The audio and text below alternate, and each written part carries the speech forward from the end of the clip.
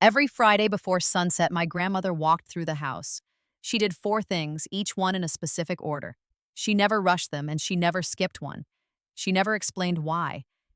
Not until I asked her directly. She looked at me and said something I never forgot. This is not cleaning. This is calling the blessing in. Most people think Shabbat is just a day of rest, something religious, something done for tradition or for God. But Jewish mothers understood something no finance book ever captured. The women who ran the home knew the real truth. They stretched every coin and still set a beautiful table. They understood what happens in those 2 hours before sunset. Shabbat is when the gates of provision open each week. Not once a month, not just on the high holidays. Every single Friday night, those gates open. Those 2 hours decide what flows into your entire week. Most homes walk into Shabbat with 4 open wounds, 4 things that seal the blessing out before the candles are lit. I used to think my grandmother's Friday routine was just tidiness. I thought it was old world housekeeping, nothing more significant. Then I started watching the families around me more closely. Every family that truly kept these 4 rules carried something different.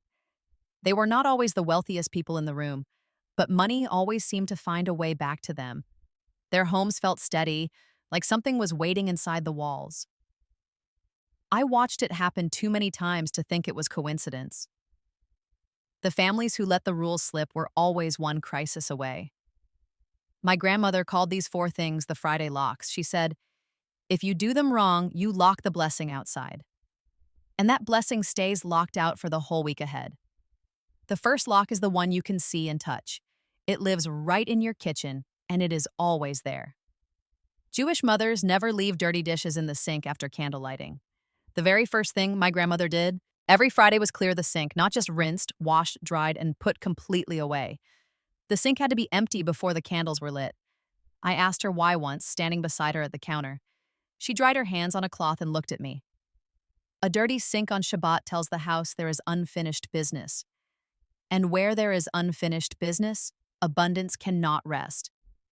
In the Jewish home, water is connected to blessing and flow. The word for livelihood, parnassah, is tied to movement and current. The kitchen sink is where provision moves through the house, leaving it clogged and dirty on the holiest night of the week. She called that blocking the channel of provision. Think about what a blocked channel does in any system. It creates pressure, it creates stagnation, it creates delay, and the delay always shows up somewhere in the week ahead. Modern homes do this constantly and without even thinking about it. Dishes soaking since Thursday, a pot left from Wednesday night, and then we wonder why money never seems to settle or stay. Why it always feels like something unseen is stuck somewhere. My grandmother's sink was never dirty after Thursday evening. She said Friday belonged to preparation, not to catching up. This Friday, before the candles go in, clear that sink. Wash it, dry it, and leave it empty and open.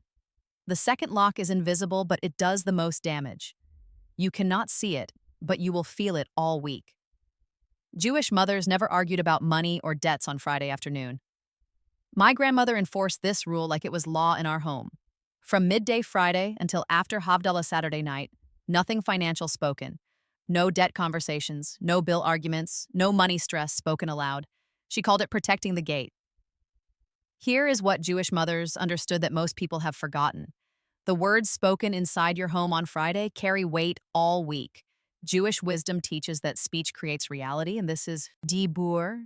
The energy you bring into Shabbat seeds the entire 7 days ahead. Think about what you are planting when you argue on Friday. You are seeding the coming week with debt energy and fear. That is not a small thing inside a Jewish home. Arguing about money on Friday afternoon plants thorns in a garden. You are doing it right before the provision rains down on you. She would say, it will still be there on Sunday. Let Shabbat be Shabbat and watch what happens by Tuesday. I know this is hard to do. Real life does not pause neatly when the sun goes down, but even one protected Friday can change everything you feel by Monday. Make the agreement with everyone in your household from noon until dark. Even if it is hard, even if the bills are real, put them in a drawer and leave them until Sunday morning. No financial stress spoken aloud. Just one Friday, try it once. This is the lock that surprises people the most. It is the one sitting right in front of you every week, Jewish. Mothers never let the Shabbat table sit empty and bare. It must hold bread and wine before the candles are lit. This is not only about the challah and the blessing cup, it goes much deeper than the blessing ritual itself. Jewish mothers understood the table as the altar of the home. It is where family gathers, where food appears, where God provides. Even a simply set table is a powerful declaration to the world. It says, "We expect abundance here and we are ready to receive." The Talmud teaches that the Shabbat table must never be bare. An empty Shabbat table signals that this household is in lack, that there is nothing here yet ready to be blessed. You cannot bless an empty vessel. My grandmother said it that way once, and I never forgot it. A vessel that is not set, not ready, not prepared, that vessel stays empty because it has not declared itself open. My grandmother set her table every single Friday without fail. Even in the years when money was genuinely very tight, even when the bread was simple and the wine was barely wine. She would say, "This table is not because I already have enough. I set this table so abundance knows where to find me." The bread and wine are not decoration on that table. They are a declaration made with your hands and your home. You are saying, "I am prepared, I am expecting, I am open." That is not small talk. That is a spiritual contract, and your Shabbat table is where you sign it every week. This Friday, set your table before the candles go in, bread and wine or grape juice if that is what you have.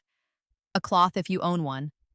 It does not need to be expensive. It needs to be intentional. The fourth lock is the one my grandmother was most serious about, and it is the one that most modern homes overlook completely. Jewish mothers never lit Shabbat candles in a cluttered space. My grandmother had one specific spot where the candles always lived, a small shelf near the kitchen window, wiped clean each week. Every Friday afternoon, before anything else in the house began, she cleared that space completely, moved everything off, and wiped it clean. Then the candles stood alone in a clean, empty space. I once asked why she couldn't light them on the crowded counter. She looked at me like I had said something completely absurd. She said, "You do not invite a queen to stand in laundry." In Jewish tradition, the Shabbat candles do not just light a room. They invite the Shabbat Hamalka, the Shabbat queen, into the home. And how you receive a presence tells it whether it is welcome. A cluttered candle space is a cluttered spiritual entryway. You are lighting blessing into a space that made no room. Clearing that space is not superstition, and it is not just tidiness. It is an act of kavod, of honor, for what is entering. You are saying with your hands, "I made room, come in." Clearing a space before you light physically shifts your whole body. It signals to your nervous system something significant is happening. Tonight, this is not just another Friday evening. This is the moment the week begins to change. Now here's the part that no men's channel will share. This does not come from any book or public lecture. It comes from the woman standing in the kitchen on Friday evening. After my grandmother finished all four of these things, after the sink was clear, the argument silenced, the table set. After the candle space was wiped clean and completely ready, she did one final thing before she ever struck the match. She stood at the candle holders and lit both flames carefully. She covered her eyes completely with both her open hands, and she moved her hands in 3 slow, deliberate circles, drawing the Shabbat light toward herself, toward her family, toward her home. Then she whispered the blessing from memory. And when the blessing was finished, she added her own private words. Not from any prayer book, not from any tradition she was taught. Her own 7 words, spoken every single Friday for decades on end. "This house is ready. Let the blessing come in." That was everything. Every single time she lit the candles. She was not begging for provision. She was receiving it. She was not asking whether the blessing was coming at all. She was declaring that the home was prepared and open. That is what Jewish wives have done for centuries in private. It never made it into the sermons or the public teaching. It lived in the kitchen, behind closed doors, passed hand to hand. You do not have to be Jewish to do this tonight. You do not have to understand every word of the blessing. You only need to prepare your home and mean those 7 words. And that is what I want you to do this Friday. Come down to the comments right now and type 5 words. The words are, "I will do this Friday." Not because someone handed you a tradition to follow, not because you read it somewhere or heard it in a sermon, because you are choosing this Friday to prepare your home differently. Because you are choosing to stop walking into Shabbat with open wounds. Clear the sink before the candles go in. Silence the money talk from noon until dark. Set the table with bread and something to drink. Clear the candle space and make it completely ready. Light the candles with both hands moving in 3 slow circles and say the 7 words that matter most from your heart. This house is ready. Let the blessing come in. Do all of this Friday and watch what changes in your week. If this is your first time hearing about the Friday wealth ritual, my next video reveals what Jewish mothers place beyond the challah. Most people have never seen it, even in traditionally Jewish homes. It will completely change how you see Friday night forever. Subscribe now so you do not miss it when it arrives. And until then, prepare your home, protect your gate, and call the blessing in.